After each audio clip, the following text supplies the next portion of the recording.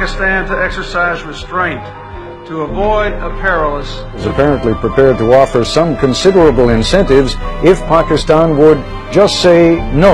Neither the stick of American sanctions nor the carrot of additional U.S. aid was enough to stop. Bharat ने जो एटमी तर्जुबात किए, आज हमने उसका हिसाब भी चुका दिया है। अब हमारे मुल्क पर कोई दुश्मन इंशाअल्लाह बुज़दिलाना एटमी शबखून नहीं मार सकता।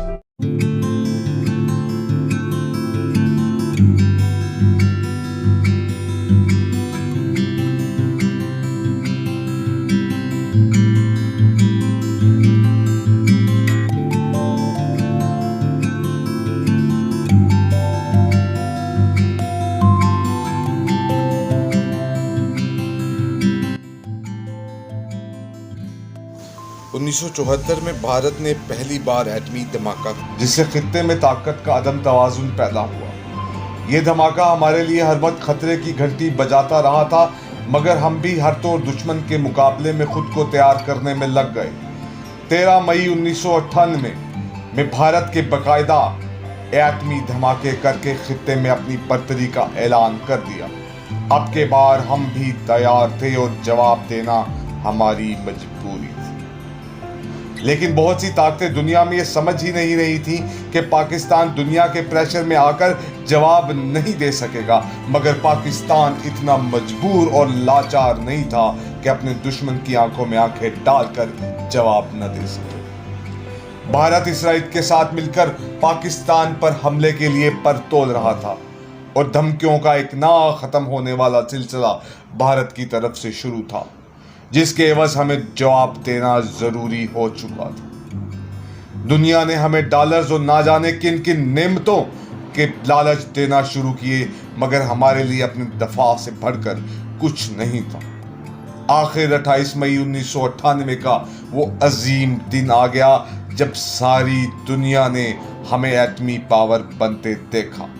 हर प्रेशर को साइड पर रखते वक्त उस वक्त के वजीर आजम और कौम ने एटमी धमाके करने का ऐलान किया और चाकी के पहाड़ों में पाकिस्तान ने एटमी धमाके कर दिए। अल्हम्दुलिल्लाह 18 मई 1998 से पाकिस्तान दुनिया की 7वीं एटमी ताकत बन चुका था और इस्लामी मुल्कों के अंदर पहला मुल्क ऐसा था जिसने न्यूक्लियर पावर हासिल कर ली थी। इन धमाकों के बाद पाकिस्तान पर पाबंदियां भी लग चुकी थी, मगर हम इन पाबंदियों से कहां घबराने वाले थे। लेकिन यकायक जंग की बातें करने वाला भारत अमन की बात करते देखा गया और फिर उस वक्त के इंडिया के वजीर आजम अटल बिहारी वाजपेयी पाकिस्तान आकर भी अमन की बात करते हुए नजर आए। भारत पाकिस्तान पड़ोसी, जंग न होने। 28 मई 1998 को सरकारी तौर पर यौम तकबीर के दिन के तौर पर मनाया जाता है, जो कि हमें याद दिलाता है कि पाकिस्तान किसी भी प्रेशर के बावजूद और अपने से 2-4 गुना बड़े दुश्मन होने के बावजूद सर नहीं झुका सकता। वो ईंट का जवाब पत्थर से देना जानता है। आप सबको भी यौम तकबीर बहुत बहुत मुबारक हो। अल्लाहु अकबर।